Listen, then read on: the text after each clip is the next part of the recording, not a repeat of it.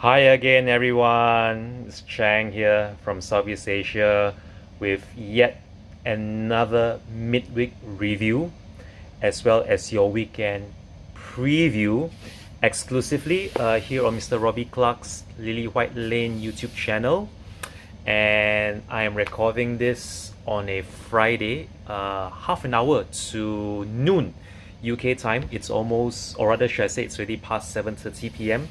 here in Southeast Asia. And if you're watching this after the second leg of the League Cup semi-final encounter between Spurs and Liverpool, well, it brings me sad tidings to inform you that Spurs unfortunately lost to Liverpool by 4 goals to nil. That's how one-sided, or rather that's how lopsided that second leg was. But nonetheless, despite us exiting the League Cup at the semi-final stage, I think it was a very good run for us, seeing as how we were able to beat both the Manchester clubs leading up to the semi-finals, as well as overcoming Coventry. But unfortunately, we fell short in the semi-finals early this morning, Southeast Asian time, when we played them, and all eyes, focus and attention will be turned to Aston Villa on Sunday.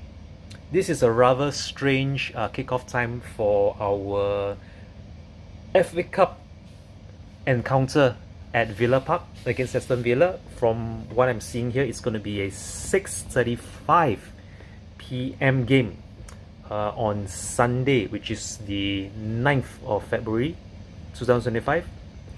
And I really do hope that the likes of Kevin Danso and Matthias Tell were able to get to grips with the English game, and they were able to get some valuable game time with their teammates. They did come on in the second half against Liverpool, and unfortunately Matthias Tell couldn't affect proceedings, but Kevin Danso started. Kevin Danso started from the off with Ben Davies in defense, although I would rather much have Van der Ven and Kevin Danso in centre back, but unfortunately Van der Ven hasn't been able to feature for Spurs since his comeback against Elfsborg. That might have helped things somewhat, seeing as how Kinski didn't really cover himself in glory in goal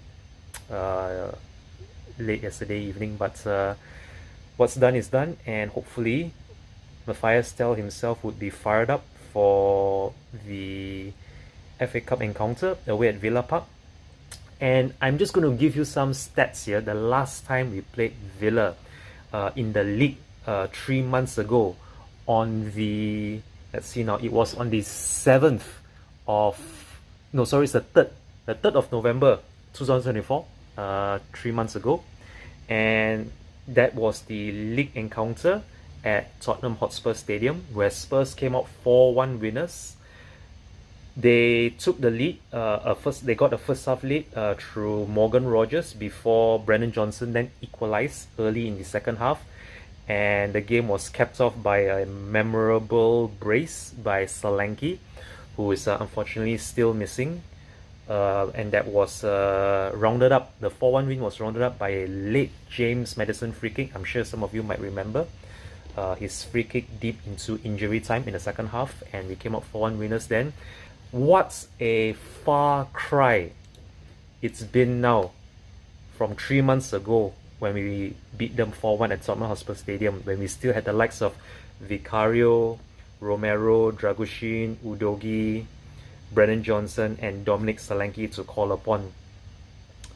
But nonetheless, what gives me hope about this upcoming FA Cup away encounter at Villa Park is that hopefully we would have learned something from the back-to-back clean sheets that we kept at home against Elfsborg and also away to Brentford in the league, in which we came out winners last Sunday. And that beating we got at the hands of Liverpool at Anfield late last night, that should throw some caution to the wind, because this is why I always say we should be very, very careful with what we wish for. We thought that we could try and nullify Liverpool by deploying a midfield trio of Bentancur, Pape Matasar, and Bissouma without any sort of creativity. Kulusevski was deployed on the right with Bergvall on the bench, and I think that proved to be our undoing. We couldn't get out from our own half, and that giveaway by Bissouma somewhere, I think, in the middle of the first half, was what led to their opening goal.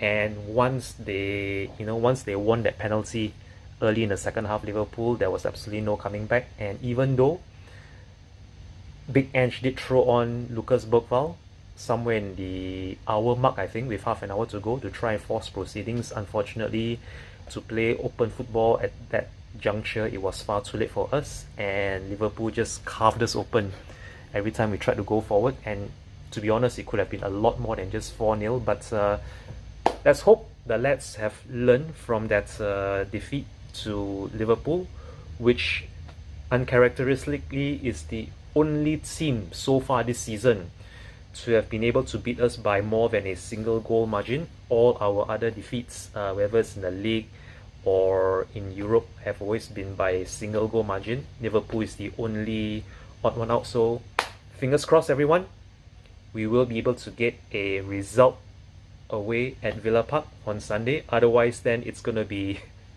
back-to-back domestic League Cup exits in a manner of days. But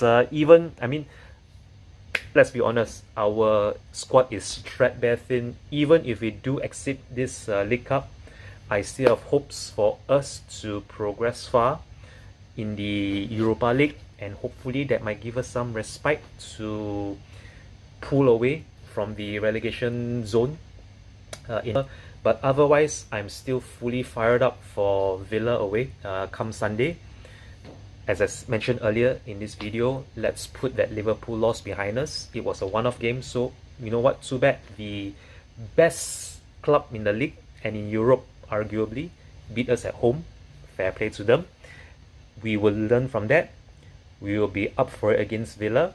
Hopefully this time, Matthias Tel will be starting alongside, say, Mikey Moore, or even we see Bergvall back in midfield, assuming James Maddison won't be available. So yeah, that gives me some lingering hope that we might just progress into the next round of the FA Cup, despite our poor away form. Let's just see what happens on Sunday. I look forward to giving you my next Friday's summary of Sunday's game ahead of our next league match, and hopefully by then we would have progressed into the next stage of the FA Cup. Until then, everybody, it's Chang here, over from Southeast Asia. Come on, you Spurs.